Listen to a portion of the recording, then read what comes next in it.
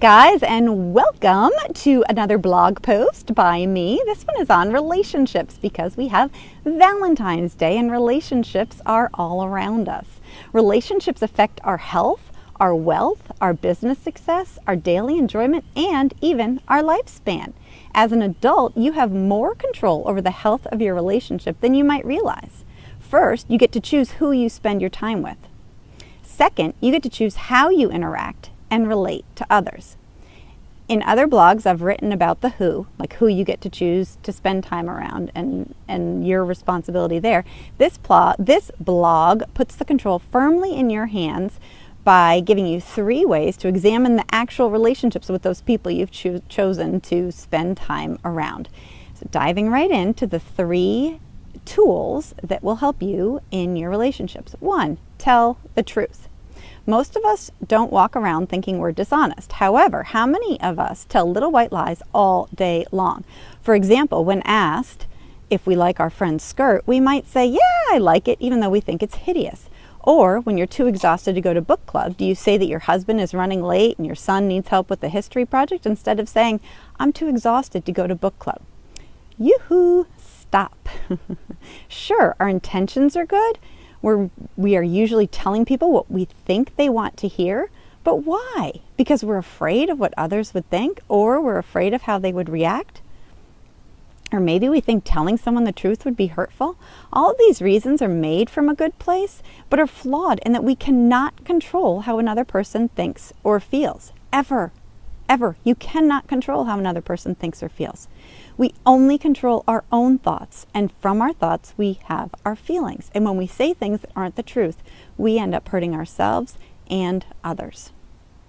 Number 2, don't make assumptions.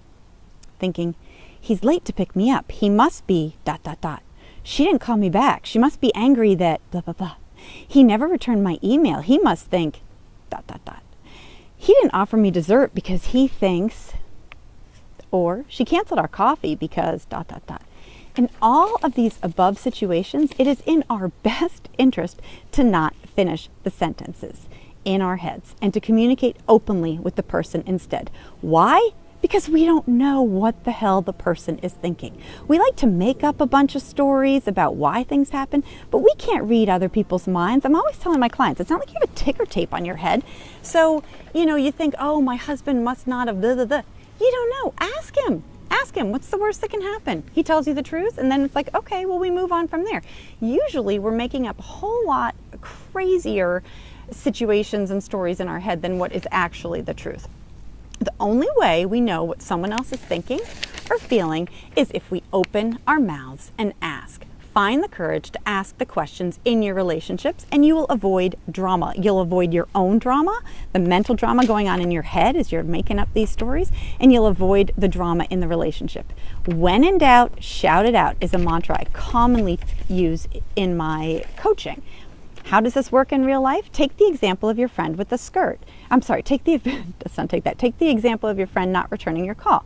Instead of making assumptions as to why she didn't call you back and think, oh, it's because I missed this or I did that or I, whatever, ask her. Sorry, I'm having a wind problem, if you can tell, part of the bonus of being live. Ask her, what's the worst that can happen? She's angry you asked? Well, you already think she's angry, so no loss there. Don't make assumptions about other people, what they're doing or what they're thinking. Communicate as truthfully as you can. And number 3, don't take anything personally. Nothing others do or say is because of you. Should I repeat that? Nothing others do or say is because of you. If someone is critical of you, or if someone is judging you for something you've done, it's not about you. It's about them. Think about it by reversing the roles and considering where you're judgmental in your life. If I'm in a restaurant, I could care less if someone doesn't put their napkin on their lap before eating. But sit me next to a family who spends the whole meal on their phones, and boy, do I become critical. Why? I don't care about the napkin because I'm comfortable with my own table manners. I'm like, yeah, I've got good table manners. I might not even notice the napkin.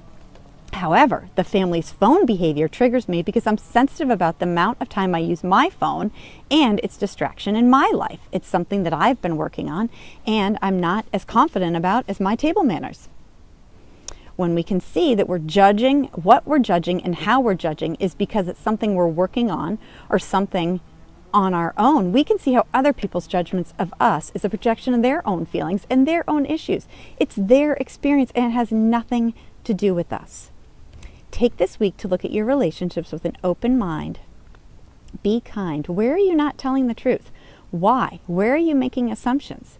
What would it take for you to communicate? Where are you taking someone's behavior personally? How would it feel if you stopped? Okay? The more we communicate in our relationships, the more fulfilling our relationships will be. Try it. It just feels wonderful. I'm done reading the blog post now, but I do, I'll hear all the time, we have 60 to 80,000 thoughts in our head, so they're running around. And we're making up these stories like, I asked him to empty the dishwasher and he didn't.